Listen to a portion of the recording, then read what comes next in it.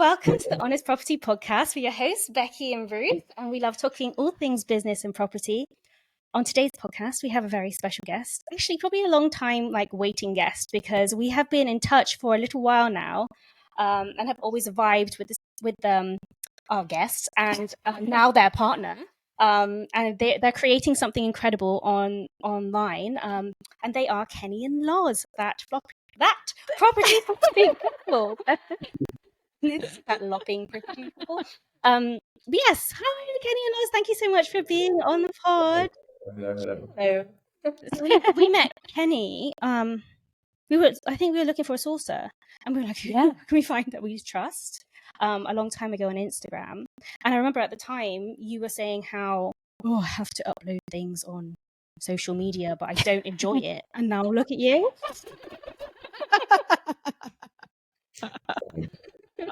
People don't like things that don't understand. And that's been a very short space of time as well. So really keen to hear how that has transformed, that experience has happened. And now Loz is also very much a huge part of it. And we love seeing it. Do you want to sort of start with kind of where you started, how this all began? Yeah, well, social media wise, I've had a few businesses at Just 24, and I've always known that to get business, you've got to put yourself out there in the world, especially online. I wanted to create content essentially for my first flooring business, which you were a massive part of as well, because she was doing all the filming. So you're behind the scenes, Loz. Always been behind the scenes. You're only now in front of the camera. So I just started making content for the flooring business, and it just took off. The first couple of videos got millions of views, ended up 25,000 followers on the TikTok, did really well. And then I just sold the page when the business went under. So I was like, do you know what? I don't want this anymore. So I got rid of the page.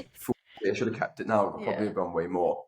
And then moving forward from that, started the sourcing business / Airbnb business. Again, started making content from that, but because it was such a different type of content, it was more like pieces to camera, providing value rather than I wouldn't say the flooring stuff was clickbaity, but it was all heavy visuals. So it was easy to hook people in. So transitioning into sort of the property piece to camera pieces of content, that was a change. And I've sort of had to learn and go through the mill of that, come out the other end. And then I said to Lauren, when we start the house, I'm going to start a new page for us with everything that I've learned about content and see what I can do with it. And we've just created this absolute monster on social media, essentially a powerhouse. We churn out videos with millions of views weekly, thousands of comments, hundreds of thousands of likes, thousands of followers a week. Yeah. It's honestly insane. And a lot of it's positive as well, which is great, isn't it? Yeah. I mean, the other one, the flooring business, I got a lot of nasty comments from people who didn't like what I was doing, or perhaps got personal. What were they saying? Oh, I can't even remember. I just remember. Do you remember? I don't remember any specific comments. No, but do you remember at the time? Yeah. Getting hate. Yeah, because you used to sit there and read the comments, and I was like, that is the worst thing you could do. I said you need to ignore. Ignore. And I find YouTube's very similar for hate as well. YouTube and TikTok. Is it? Where people will come for you, whereas Instagram was a lot less of that, I think. Oh my gosh, so true. We tried TikTok a bit, and we were like, everyone here is broken. Everyone's angry. So mad. Instagram isn't that place, so we felt a lot safer. Just And you know what, we've really tried to go with the approach. You'll see if you look at any of our replies to comments, we've tried to just be sound and not get aggressive or get personal or angry. Sometimes, though, that's hard. Yeah. Do you ever respond to the hate? We have a set comment, don't we, that we reply. We just say thanks for the positive comment with a red heart. Kill him with kindness. Yeah, kill him with kindness. I've seen some people say thanks for the engagement. Really, that just means yeah. You know what? We had a really good comment.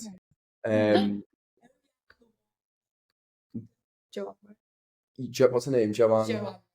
Joanne, right? Yeah. You know the reel where Lauren's doing the voiceover of Joe, I'm right. You've seen Yeah, that one? yeah. Someone comments on it saying, I don't know what I can say. I'll just say exactly what they said. She needs to shut the fuck up and take that top off and spread those fucking legs. Swear to God. And I was in Barcelona at the time, my friends, and we were disgusted. And do you know what we did? Normally I would ignore something like that and just block him, but I thought this is the type of person that is probably going to be a sexual predator. And Yeah. There's a it line needs to that be camped out. So there was people in the comments messaging his girlfriend, like calling him out. It was pretty crazy. Yeah. Oh my God, that's awful. I think the audacity to be able to have that confidence to say something like that to behind a screen, I think that's crazy. Yeah, it's just so nasty and horrible. And for me to read that about my girlfriend as well was really infuriating. So what would you do in that situation? Do you report it? I think we did, yeah. The comment got deleted quite quickly afterwards. I think yeah, no, I think we did report it, yeah. I can't remember, to be honest with you. I was just so furious at the time. Oh, I'm sorry that happened. That sucks. All right.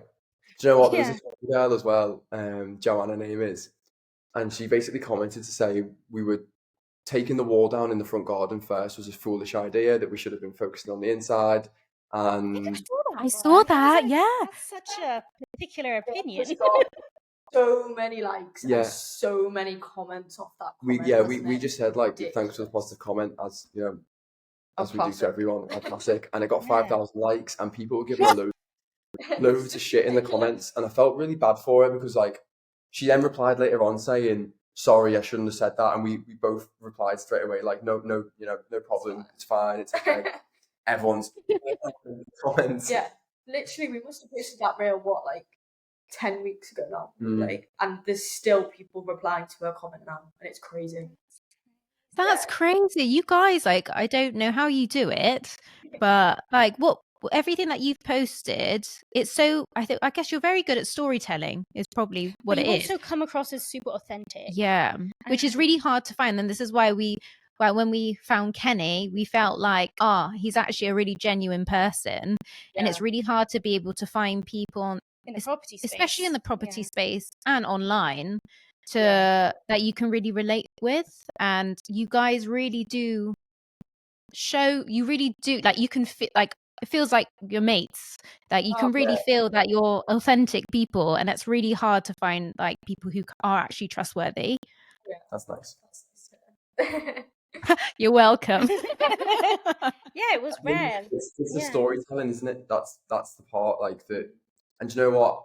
As part of like my social media coaching that I'm sure we'll go into later, I say this to everyone, like, you've got to have a story around your page. You've got the most effective way of communicating with someone to get the most engagement out of them is a storyline they can follow. And the beauty of it is, for me and Lauren, is that this story is never going to end. You're going to continue these projects. You're going to continue to document journey. It's like, but still That's why the social media is such a powerhouse, because the story never ends and people want to continue to follow. I've got because we were also really quiet about the fact that we were in property for a long time, because of the like in-person opinions, let alone putting yourself on the internet and having the world have an opinion about landlords or whatever. There was a lot of fear about coming under fire with comments like that, but now I feel like my opinion, don't know if you agree, I'll probably about the online space is like, it's also an asset. It's just not bricks and mortar, it's a digital asset, because everything you put online is like virtual you that exists there forever. And you can just compound on that impact over time. If you want it to, it can pay you back by the value you give to other people. Yeah, exactly. And like you guys, we're trying to use the platform as a force for good and to sort of inspire other people who are younger in our position, and perhaps they have, a certain amount of money and they're not sure which way to go. Take a risk. Do you know what I mean? Take a risk, because I think the benefit of taking the risk outweighs the negative of staying where you are. Yeah, absolutely. And like the fact that you guys are so young, like how old are you guys now? Sorry, may I ask? 24. I'm 25 next Yeah. month. Bloody hell. You Oh. are so young. And like I'm so proud of you. Honestly, I felt the fact that you had so much courage to just be online, we never had that when we were younger. So I think like what you guys are doing, especially as a couple as well, that's so relatable. And I think you are really an inspiration for other couples to be able to be doing the same thing. That's lovely. It was like, despite instead of also investing in actual like physical assets, you're making another one together virtually online, and that is just, I think, super duper smart. Which is probably even more powerful than the physical one. Yeah. Oh my God. Yeah. So how much time do you okay, between the two, how much time do you think you spend like between them? Do you find that the social media is taking a lot of time, or do you find that, I mean, I know the labor is a lot of like sweat equity, Because you're doing a lot of the sweat equity yourself, aren't you? Yeah. So try and do what we can ourselves, basically. Yeah. And you're working as well. Yeah, you got a 9 to 5 at the moment, don't you? Yeah, How do you it's balance hard to that? sort of juggle everything because I am sort of stuck in the office 5 days a week as well. I don't have any flexibility on that. So we try and do like work at night, don't we? And obviously spend the weekends at the house. So we just try and juggle all the social media in between that. Lauren's Yeah, taking a bit more of a front seat on the social media. Okay, so do you delegate the roles between each other? Loz, are you doing more of the social media? Yes, I'm in charge of replying to comments. You've made it sound a lot smaller than it is. Lauren, so at first, obviously I sort of started the page and I was running all the ideas and doing all the editing, and between us now, I've sort of coached Lauren of how to do that herself. She now comes up with the ideas, edits the reels. Slightly. I mean, Kenny then re-edits them and then we can post them.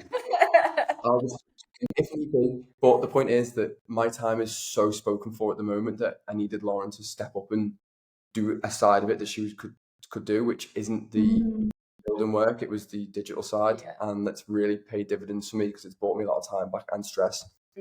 Yeah, it's like working to each other's strengths in your relationship and business. Like Becky and I, we have very different strengths in our business, and we work really well. It's like a marriage. Yeah, we definitely have different strengths, don't we? Yeah, 100%. Lauren is more organised than I am. Yeah, you're more extrovert than I am as well. I'm a bit more creative than Lauren. Oh my God, so uncreative. Yeah. Wow, I cannot like save my life. As soon as it gets the caption, please. Yeah. That's how it works though, because you've got the creative and then you organize that creativity. Otherwise, I think, I don't know, I think you're organized. I think I'm a bit more organized. Yeah. Otherwise, I would be everywhere with all the ideas. And Ruth's like, let's put this in a calendar. Let's make a plan. Exactly. I find it really difficult to organise myself, to be honest with you. I really struggle. But if I do have good ideas. Like, for example, my intentions with you, which is the up reel that we did. Yes. That was my idea. The Instagram versus reality was my idea. The Joe on Right one was my idea. So like that, and I would say that's quite traditionally not a masculine thing to be good at as well. So it's interesting that I've adopted that role more. Sorry. I don't know. I feel like the lines between what's masculine and what's feminine are just blurred now, and I think men can be really like genuinely creative. Like there's been like artists and like 100%, 100%. Yeah. I think it's more the social media crossover. Yeah. Where it becomes even more blurred. I think that's what makes you a good entrepreneur as well, because you can think creatively, and you have to. You have to. Like you are a problem solver, and you have to think of creative ways, literally, to make like how to do the work to a property to make it, to fix it, or to make it work, or to make it look good, especially in serviced accommodation. Oh yeah, actually, that's the thing. You were in Vogue. How, like, we saw that, we're like, what the hell? What's Kenny in Vogue? So when Go on. I think that this is the story I understand. We were like, yeah. Well, we looked at like, you were outdoorsy. we were like, yeah. And, like, you were like, you getting in the mud and like running around. We were like, yeah, we like getting in the mud and running around as well. You don't see other property investors doing that. They're usually in front of a flashy car in Dubai. I don't do that. So we're like, It's not our thing. So. and then you just like very much about your health and wellness, and we thought that is such a good thing to promote. And then Kenny was also was running service accommodation business, and then put protein bars on the pillows of your guests. And then somehow Vogue was like, that's a good idea. And then there you featured. So, is that the story? I was working with a company called Avivo at the time. And we went on a tour to Europe where we were promoting short-term accommodation across Europe. And we made a short film that we projected onto buildings in different cities. So we started off in... Were you sponsored? Yeah. For it? Wow. I was in the short film. It was cool. So they took me around as like the influencer of the tour. So I'd be promoting it whilst I was there. We started in Margate and then went to Brussels to Amsterdam to Dusseldorf to Paris to London, and then finished in London. Oh my gosh. Wow. And that's all just because you shared the fact that you put protein bars on in your service accommodation. Isn't it weird how the internet works? I told Avivo, and Avivo sent it out to different publications, and Vogue got hold of that story. That's crazy. So, Loz, did you see all this happen? Like, how did you decide to be a part of it? Excellent. Well, I'd like to be in it. I am. I'm up and down. I am up and down. Like roller coasters. It's exhausting, isn't it? Yeah. That's what I'm saying. Lauren's organised. She's the rock. She really is the stable one. And like, I'm back from a she's the grounding force. Yeah, she really is. You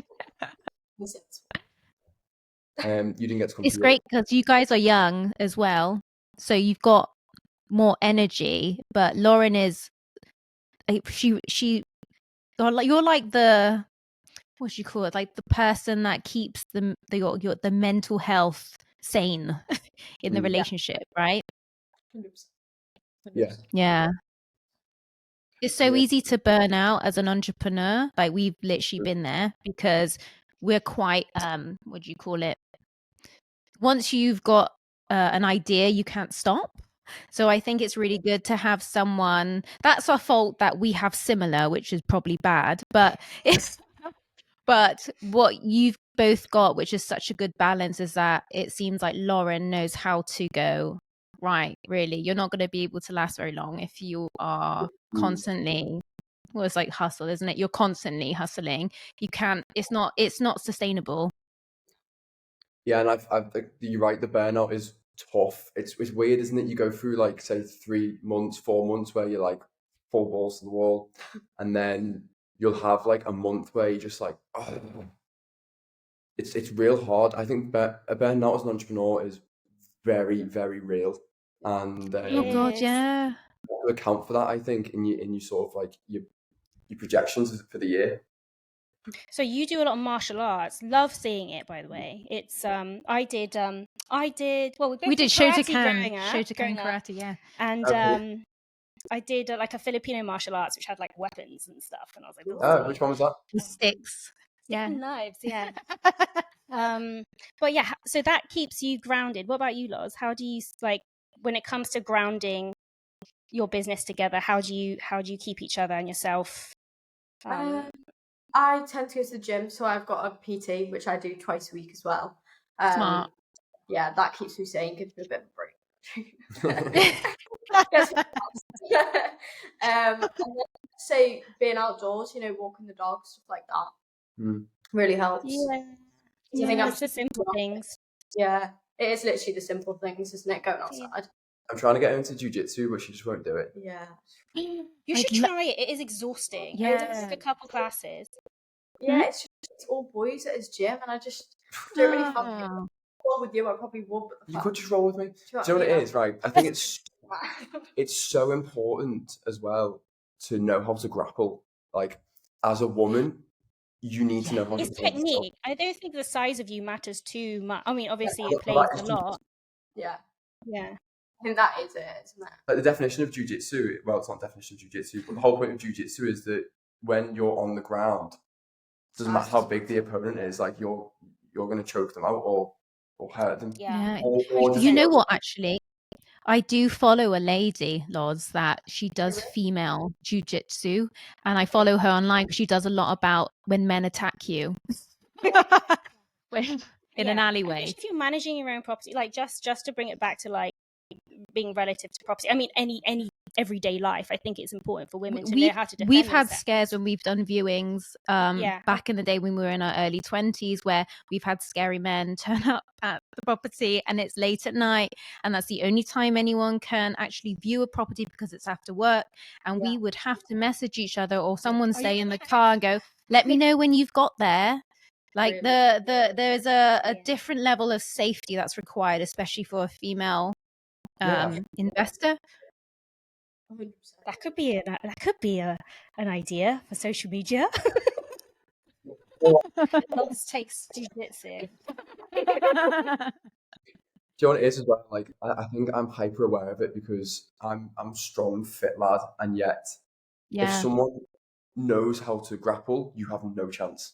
Like there's no way on earth you're going to escape. It's done. So if you've then got the disadvantage of not being as strong, as big, you know, no skill, it's scary, and it's a real problem. I don't want Lauren working at the house when I'm not there because I just don't know, and I don't want to take the chance. No. Even if you, so I still wouldn't want you to do that. Yeah. And I'm shit as well. With the house, it's love watching the progress of it. So you did mention before that you were weighing up whether or not you were going to buy something to live in or buy something you were going to turn into an asset. How did that decision come about? Okay. Well, yeah, so money we'd saved, and it was either, right, we're going to move into something that is our forever home or like our first home that we were going to stay in. It's going to be, or we could use a small deposit and the rest of the cash to renovate and take the risk of building a portfolio essentially, or getting ourselves on the ladder of property development. And we chose the risk, and I think that's because our fundamental belief is that you can spend your 20s being rich in experiences in life, or you can spend your 20s sacrificing that time for a better future. And I think if you don't sacrifice that time now, you'll have to sacrifice it in your 30s. So that trade-off was evident that it had to be made. We just chose the first one. We chose to just sacrifice our time now. Yeah, that's good because you're living it up in your 30s. You're still young. I'm saying this hoping. Yeah. You're still young. Yes, anyway. I think it's very encouraged to have to, like, as soon as you're in a relationship or a long-term relationship, you've got to go through all those traditional factors, which is, oh, you need to buy a house and like be in so much debt and like but to live in it, buy a car that the neighbors are gonna like. And then have like a really, really big fancy wedding you can barely afford. And I just don't think that's realistic for our generation at all. Yeah, and like, I think we agree that like there's a certain type of life that we both want our kids to have, and a life that we want to have too. And if that means that we have to sacrifice our time now for them, so be it. Aw. Well, I Aw. hope they look back at this podcast and hear that every time that they act up, then you can be like, Yeah. listen to you. Listen to minute number 25. Yeah. Remind me of that. Oh, that's really sweet. I think it's just difficult, isn't it? Especially when you're in your 20s. You're at that point in your life where everyone's kind of going into different directions, especially in friendship groups. And it can be really easy to compare your, let's say, journey. I hate using journey, but your journey with other people who maybe they seem like they're earning more money in a higher salary job, or they are buying their first home to move in and stay there forever. And in our situation, just to put it back on us, we always wanted travel and adventure. So and to be able to stay freelancers, and property was that avenue to allow us to be able to live that in our 20s and still be able to travel. But no one understood why we were doing it. No one got it. Everyone thought we were crazy. So to see you guys doing that it's just so nice to be able to see another young couple being able to be very open about it when we were so closed. Do you know what? That like you guys seem to have had the golden goose there. We would love to go and travel. Yeah. Wouldn't we? We'd love to. And I'm at a position with my business and life, or businesses and the house, where other than the house, if the house was finished, I wouldn't need to be in the UK to earn money, which is fantastic. But you do, don't you? So we're working I through am that. the weight. So is that because all of your your income is largely based on your online work? Mine. Well, both of you, yeah. All of mine is online. My businesses are all online. Fascinating. The house is the only tether I've got, but it's short term, and you know, Lauren could always look at solutions to get around that if we wanted to go away for the winter. Like I struggle to accept going to the UK because I just think, why am I here? Oh my gosh, me too. I'm allergic. It's so awful, especially now. Love the sun as well. Absolutely, I can happily move away and live in the sun. Yeah. So we're trying to navigate those waters and end up at that point. Yeah. That's amazing. I love that you can just make on your income online and you've reached that point. That's such an achievement. And we're aspiring to that as well, like making our business more online, because ours we used to have a pet care business, which very much involved us being present for our staff and like our clients. And the reason we got rid of it was because of it was heartbreaking because we loved it. But it was a tether to being very location dependent, restricted, and building something that's online as well as physical assets that you just get rental income from is that's also our path towards finding more time and location and financial freedom all at once. Yeah. You guys must be very close to being fully online though, right? We're getting there. It's still early days. We only started being a lot more present in February this year. Yeah. So you guys got Airbnbs as well, haven't you? You know what? We let them go. You're letting them go because we found it like a lot of work. A lot of work. Didn't offer us the same like passive, like nothing's really passive, but it didn't offer us the time freedom, let's say, that we wanted. We basically had a realization that continuing service accommodation didn't fit our 30s goals. Especially as I'm a mother now, and it really took away from me meeting the needs of how I wanted to parent. And I was like, I'm not 20 anymore. I'm not in my 20s and this anymore. Is even with management, we were finding ourselves still being very much still having a lot of time taken to look after. I mean, we grew. We had a portfolio of about 10 service accommodations to 10, so our hands were like relatively full. And I think the more you have, every little thing adds up to taking more of your time. I don't know, how have you found it, Kenny? How's your time I management with your came essays? to the realization that rent to rents aren't the way forward, based on a Yep. few things. We have opinion, but yes, carry on. We're very honest about our opinions. Yeah, same. So, look, I mean, I keep two that work for me, right? That's great. And I think that's the golden number, 2 or 3. Anything that keeps you below the VAT threshold, because as soon as you go over the VAT threshold and you're then in competition, plus you have to add 20% onto your rates, you're not competitive.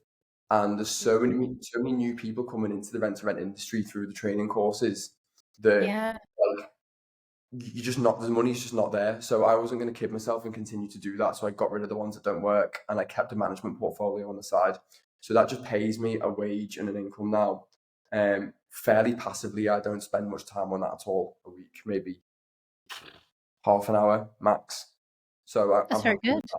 yeah, that's my take on rent to rent, really.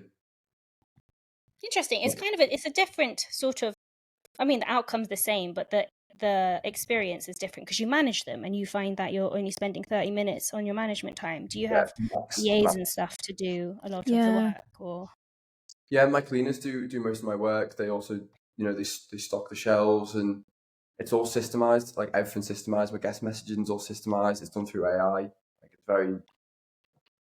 I think that's a really key part, isn't it? Is like if you want to be able to run, whether it's service accommodation or any sort of business, it's about how well you systemize it. And if you don't have those systems in place, it's going to be eating more of your time. And if you can't find, we always say this book, we always recommend this book to like any entrepreneur. It's called Clockwork. I don't know if you've ever read it. It's quite a short book, but it's very much how to run your business without you being there. Shows that like, if you can step away for even a month and trust that your systems all work, that means like that you've got a business that can exist without you, and that's like the goal. Yeah.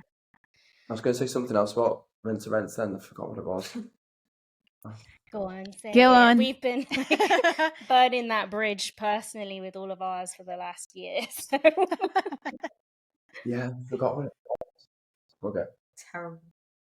Yeah. Oh, that's right. So I coach people to do it as well. And when they join my program, I say to them before you even go through this program and pay, I don't coach you to make a business out of this. I don't coach you to scale this.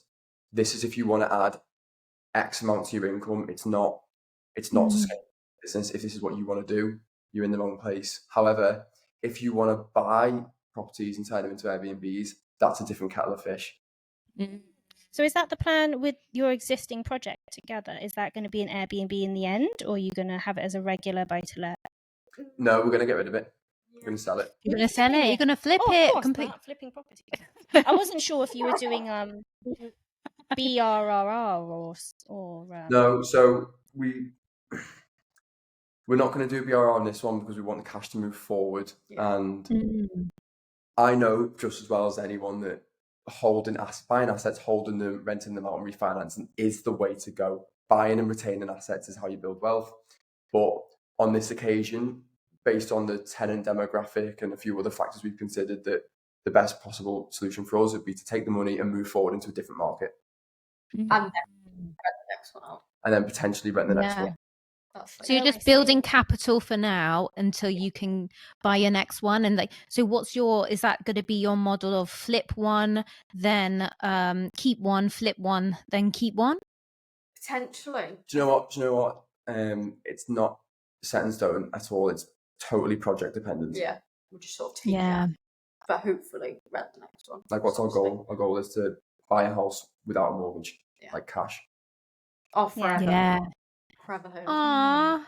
I'm not into getting huge debts. I came off the training course with the get debted up, and now I'm totally on the other end of that.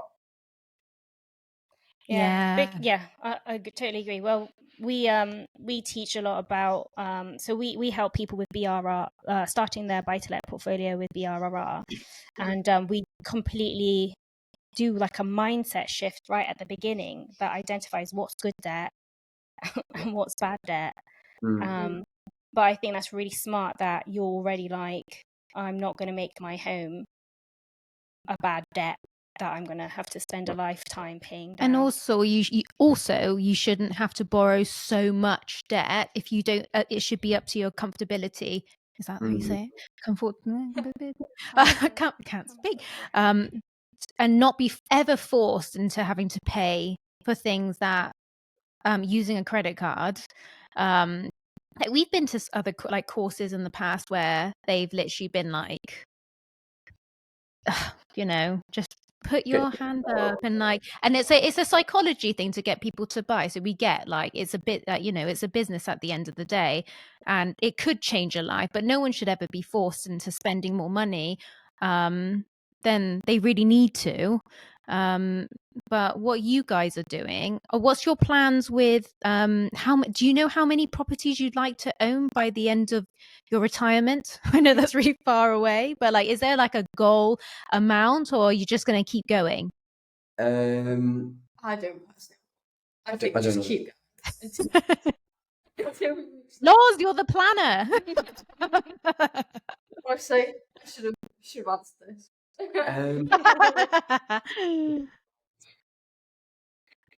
Just wondering how you guys do it. Like, is there a goal figure in mind, and then you worked backwards from that, or is it like you're just going to keep stacking until? Because if we thought that flipping houses and going through the property world was going to be our golden goose of making it, then the goal would not be to buy a house cash. It would be to continue to refinance and build wealth and build assets and go through that route. But because our other income streams are good, we're not totally dependent on this. And it's just like anything, you fill in your pipeline so you're not desperate and reliant on one thing working. You know, the pair of us are very fortunate to have, you know, businesses, a great job, and we live a good life, don't we? I think it's really important to have like multiple streams of income 100%. and not just rely on that sole one. You've got your business, you've got your assets, and you've got your active income with the job, and I think that kind of works really well together. And it's an illusion that people believe, oh, put everything into a house and then you're going to be massive income for it. But I think we personally believe that's an illusion. You have to have active income from somewhere, and mixed with passive. I don't think relying on solely passive is relying solely on passive as like your only income. You don't know how the economy is going to be, and I think it's smart until you're possibly retiring. We were stung really hard when the mortgage rates changed. We were on like 1-2% mortgage. We don't have to work. It's fine. It's ridiculous. I know. And then like our income was like significantly reduced just because the Bank of England rates changed. So I think how do you guys feel about the buy-to-let market and the government and the way that's going? I think that's why we are emphasizing that it's good to have a business or an active job as well as assets. And I almost feel like just it's good to set your expectations low than high and treat your properties more like a piggy bank, because they will always go up in value. The rent that you get from them is like a bonus. It's not a reliable, I wouldn't say it's like you just don't know if you're buying with a mortgage, you just don't know if like that mortgage rate is going to change in a way that it did for us, and we learned that lesson. When we first bought our first 3 properties that we bought, we were like, we're rich. Yeah, we never have to get a job. We were at university at the time, and our mum was like, you gotta get a job. Like, you can't, that's not sustainable. You can't just live off just your passive income, even though we were managing it. But I think there is a lot on social media that basically says like, you can retire at 30. And I think like but why would you want to retire actually at 30? There's no, like, I think there's a lot of mental health that happens from having no purpose when 100%. you are quitting your job so early. I've known a few people who, not personally known, but know of a few people who have made it at 30, quit and gone, what do I do now? Like, that's so early to have that dream of retirement. We have so much to give to the world. And I think you guys are so young and you have, like, you can really make an impact at your age instead of trying to. But I would also say, as I know, if you've got an entrepreneurial mindset, I don't think we'll ever retire, in all honesty. I'm like because project addicted. Yes. Well, we're trying to grow our YouTube as well. We haven't posted any long form stuff yet, but we are. I made a bit of a boo boo Bit of an error. Yeah, we recorded everything from the beginning. We'll actually touch on something, but Like buying the house, the whole process. yeah, how we priced up the refurb, the due diligence process, trying to provide some value. And I downloaded all the footage onto my laptop and then deleted it by accident. So there's of footage gone. So instead, we're going to do vlogs every day. We're at the house and just do like a vlog series. And then also the footage that we do have that's more in depth, we will get an editor to put it all together into a series. Do like episodes. That's really smart. That's what we've like that was an idea we had. That's an idea. Next time we have an investment, let's do a little vlog series. Yeah, because that's so much value to give to someone who's a complete beginner. And I think, like, you being able to share that, and would you be looking to have it like a subscription that people would pay for? Just subscribe basis. I think. So yeah, just do one free. But just a bit. Oh, you guys are nice. You know what it is? It's like, I'm very fortunate. Like, and for anyone listening, I didn't go into buying this house with Lauren. We didn't go into buying it together with no knowledge about property. Obviously, I source properties, so investing isn't something that's new to me at all. Negotiating isn't something that's new to me either. So we had a very big leg up. It's very important that you get yourself educated, that you do get around the right people twice before you just go and jump into something. Yeah, absolutely. Yeah. Is there any other words of wisdom that you have as well, just regarding, even with social media too? Yeah.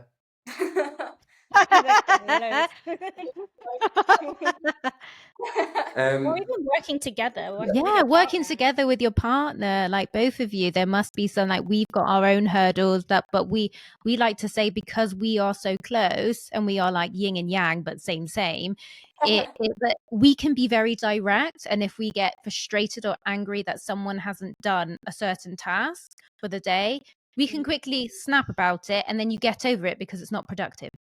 Yeah. I say ours is quite similar to that. I mean, I don't know if you've seen our Instagram versus reality reel. Yeah.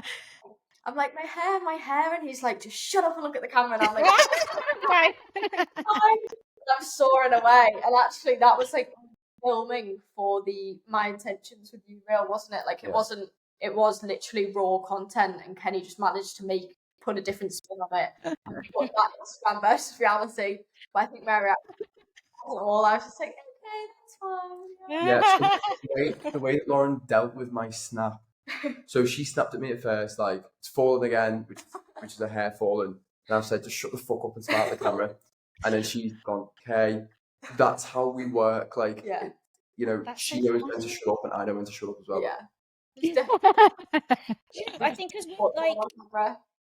you're like obviously male and female energy. That's like different. So when Ruth and I are like, I don't feel like talking to the camera right now. I'm like not in a good space. And we're a lot more. It's okay, just breathe. Like, and then like, we'll make sure you're in a good place. And like, high breath.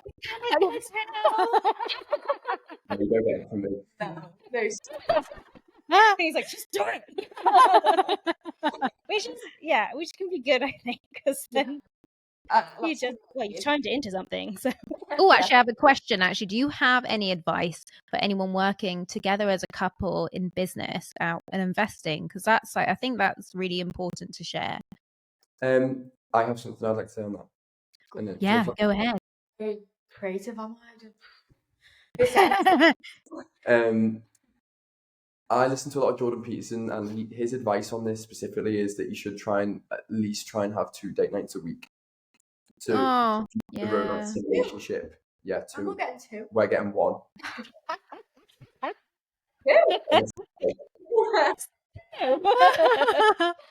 What date night do you This think? You week. Oh, do you oh, struggle to not talk about property when you go on the date nights? That as must be well? hard. When we go With out for social a meal, when media? we have we're just gonna enjoy time together as sisters. We can't stop talking about work because we're genuinely passionate about it. I don't agree with that. I think it's important to you, and that is time to digest and speak openly in a non-stressful environment. So Yeah. we are very much, our lives are on social media, granted, but we're very, very private people. We don't go out clubbing, we don't go out dancing. We're not like that. Like, an idea of a date night for us is getting in the back of our wagon, filling it with pillows, going and getting a pizza or whatever, and then just chilling. Yeah. Oh That's my what god, we you sound like us, but a couple. Yeah, we don't like all that bullshit that people do. Nice. That's nice. I think there's if you can enjoy simple dates like that, I don't think that dates need to be something so extravagant, because there's also there's a place for it, but I think being able to have regular moments that are easy to curate makes it more sustainable to be able to keep those dates up than constantly going, okay, we're going to book a 5-star Michelin. It's like, or like a 5-star hotel, and it's like, that's not realistic, really. You're gonna you're gonna get rid of your money very fast. Yeah, exactly. I get extremely agitated in those situations. I like to be around the trees quick. So Yeah. Guys, we should go for a hike sometime. Yeah, we should go for a hike. That would be great. And I've seen you guys at the Networking in Nature. Is that being or? Oh, I wish you were there. I Oh, it think was you'd so love good. it. It was so It good. was so So nice. I would love to do that. Like, I get in the woods every single day with the dog. Yeah, same. Yeah. Have I to. was just passed out What right did you now know? because we took him out lunchtime. He was on the floor. How you managed? Like, we went to Liverpool, didn't we, on Saturday? And God, the experience was terrible. You walk around, there's gangs of young lads. There's people like smoking, vaping, doing drugs. There's homeless people everywhere, which is sad. But like, Liverpool City is not in a good way. No. Is it not? What's? No, it's not in a good way. It's looking very, very rough recently, and I didn't think it was safe. And I feel the same about Manchester too. We went to Manchester to watch a friend do a marathon, and I said to Lauren, "This isn't safe here. We need to leave," and we left. I think we're just not city people. Go back to the woods. Yeah. Do you know maybe why that's happening? Like, do you have any sort of idea of maybe why? Well, where you guys are from Liverpool, aren't you, or Leeds? Yeah, the Wirral, so just outside. The Wirral. The water. Yeah. Yeah. Why it's happening, Yeah. I don't know. I think there's too deep of a conversation to go into now, but Yeah. there's probably a couple of reasons, I'd say. Mm. Yeah. Would you keep investing in Liverpool, or would you look to invest elsewhere? What strategy? Any of the ones that you plan on doing? You tell us. Sorry. So I wouldn't invest in serviced accommodation in Liverpool. I wouldn't invest in HMOs in Liverpool. Why? Too saturated, or? That yield basis, I think you'd be better going in the northeast. Serviced accommodation, too oversaturated. Yeah. Not enough demand. Do you know what? I'll just say this because I'm not even. It's an honest pod. Yeah, I'm not even bothered about. I would hold it back traditionally because it would be my main source of income. Because it's not. I'll just say it. The way I invest in service accommodations, I don't go into city centres, and I'm not very close to them either. I go into like bigger towns and on the outskirts of them, and I try and attract contractors. My bookings are like 3-4 months at a time. I don't really take 1 or 2 night bookings or even anything less than a month really now.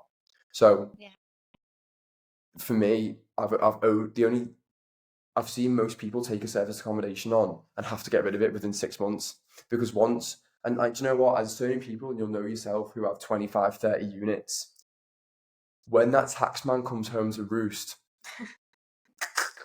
you just know it's the case. You know, there's no way that there's 25 units are all working in rent to rent for the past 2 years. No, I agree. Yeah, I agree. This is why we've decided to. We turned all of ours, any ones that we owned, we turned into buy-to-let. Really? Great idea. Yeah. Mm. And you know what? Like, this is why not why I've gone down the social media coaching route, but I'm so glad I have, because I feel like I've really safeguarded my income and my direction. Online coaching is get into if you have a skill to give to the world, and especially businesses. Like, for example, the social media coaching came from nothing. My friend and I. How did it start? Well, my friend and I were talking, and he has an online coaching business, and he's very much involved in content for his coaching business. And obviously, I've got the social media stuff going on. And we decided to put a story up on the Flipping Property Couple page, offering a free resource and some coaching. And we had 300 people inquire for it. Wow. So we were like, there might be a business here. And then within 24 hours, we've made our first sale. And now fast forward like 6-7 weeks, we're getting an office. We've got loads of clients on board. We're getting amazing results for people. How are you gonna have the time for it all? No, bro. Well, it is literally. I was on holiday when this all happened. Like, yeah, I've started a business, blah blah blah, blah, and I was like, "Whoa, hold on a second. How does this work?" There's some seriously toxic parts to social media coaching.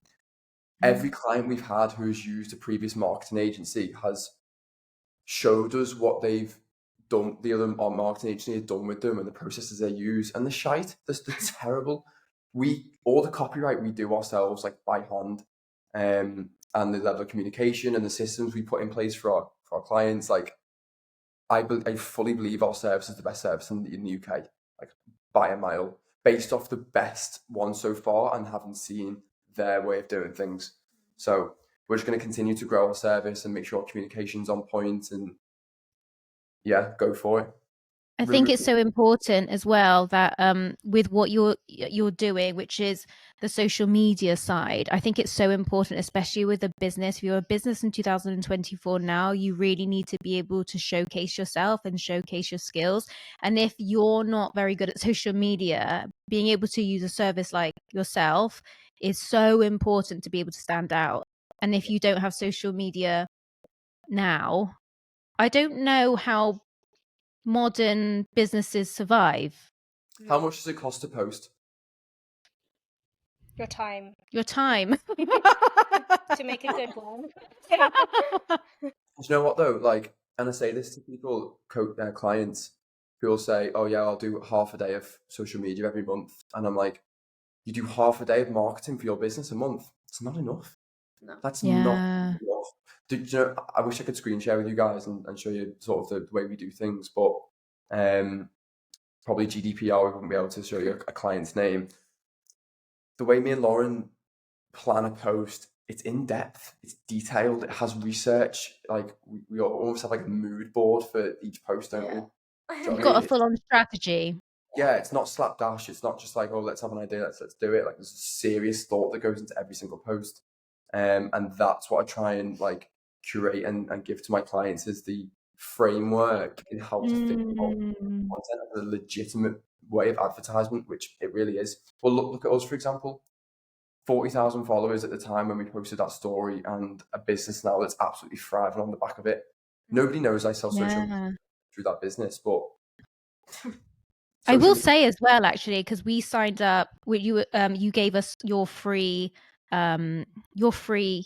which was so beneficial for us, and we took lots of tips. Really enjoyed that webinar, and we asked our audience about changing our profile picture, suggested by your webinar, and actually it's we had the color in the background, you know, that thing that everyone does, and you were like, don't do that, look more like a real person. So like, if anyone is actually looking for a free a free webinar, just how to just update your Instagram page, I will put that down because that was really, really helpful. And you gave that knowledge for free.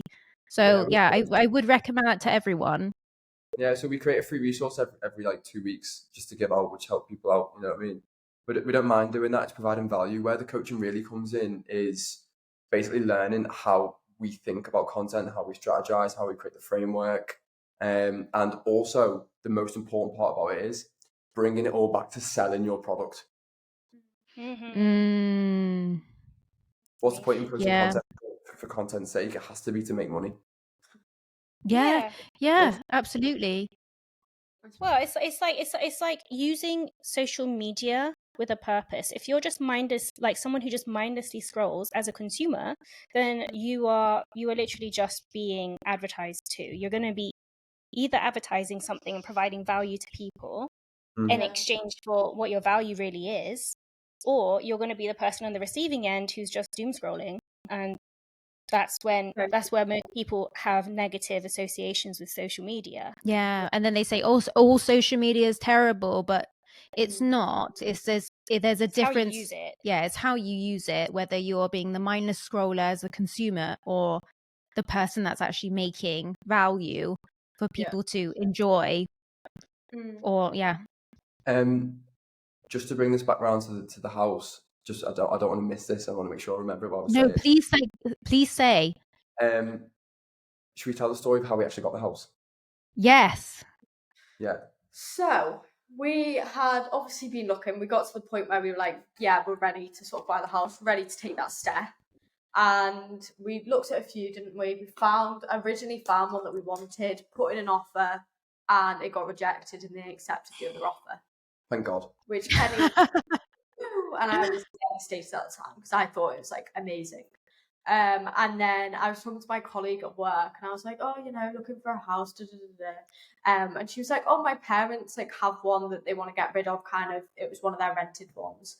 And I was like, "Oh, let me see." And she was like, "Oh, they've actually taken it off Rightmove. Like you can't actually see it, but you can get it if they've deleted it, kind of thing." Off market. Yeah. So it's actually an off market.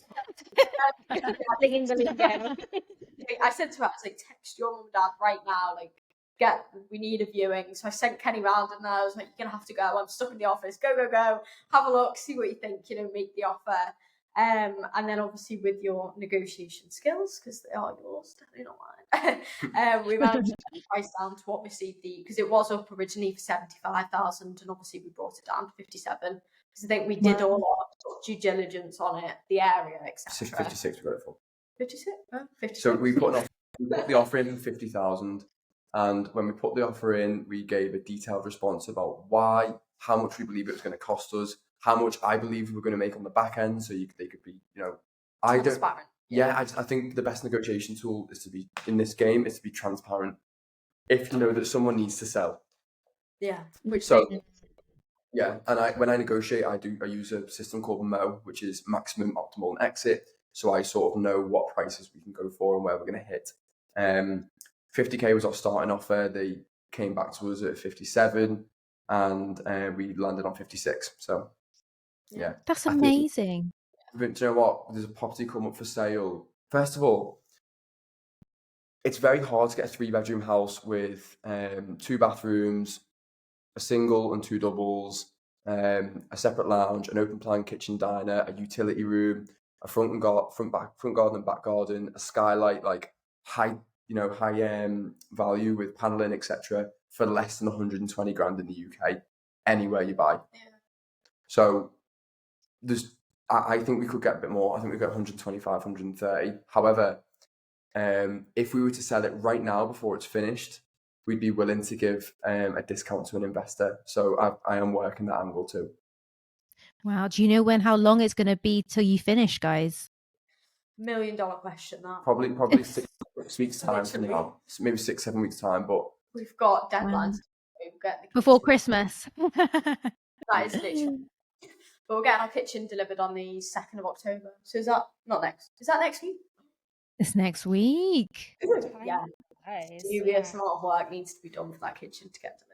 Yeah, because otherwise it's in the way. But the idea is that if we were to start the sales process now with an investor, they would get the discount. We would obviously receive the money, but they would put level of trust in us that we are going to finish the project to a standard that we've previously agreed.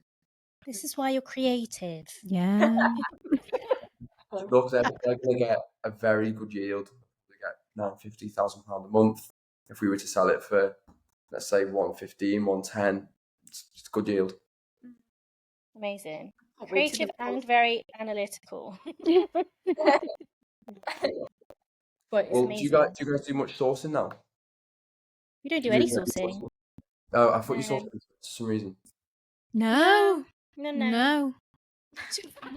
Just no. No. We're just focusing on. I think we're just building our we're portfolio. quite aware of our like how much energy we have, because outside of business and property, we have other things that take up a lot of energy. And I'm just very conscious that I think it's that clockwork book, you know, it's like anything we do now, we want to make sure that we can be sustainable with it. So it's better to like do a little less than we expect to do. I think that's where we're at, isn't it? Yeah. With like, I'm such a magpie when it comes to like all the ideas, and I know I need to rein it in. And we're just keeping focus on growing our buy-to-let portfolio and helping other people do the same. Yeah. And creating the content is really fun. Like we love really it. enjoy it, and but it does take a lot of time. Yeah. And good mental energy. You're good. Thanks. Because I think you just don't know what people. We have what do you call it? We don't know what people think. But we're doing it because we generally really enjoy making content. But we have a whole strategy as well, like where we don't spend all week doing it. We but try our best. So you might see us in the same outfit. Like...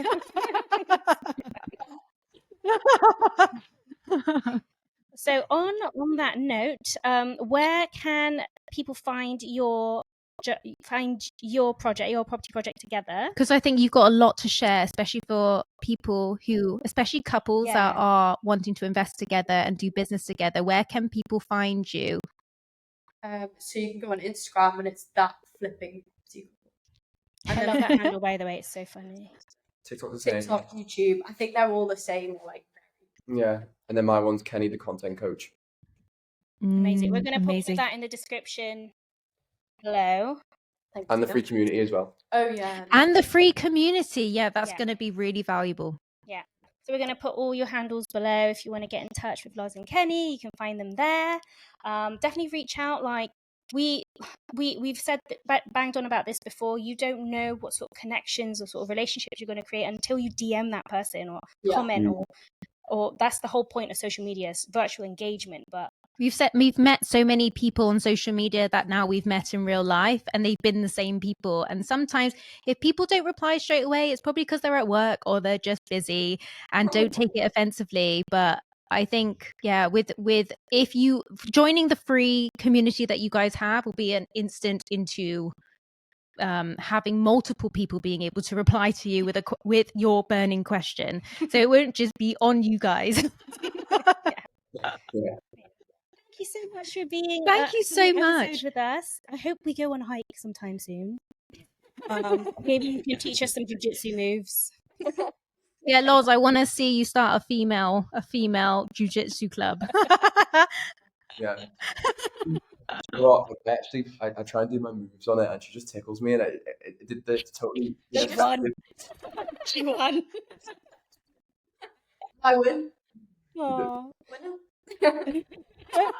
Oh well, guys, we'll see you. We'll probably stay in touch. But yeah, get in touch with Kenny and Loz for property flipping couple and funny content, and also social media support. So, Thank you. Thank you. Bye.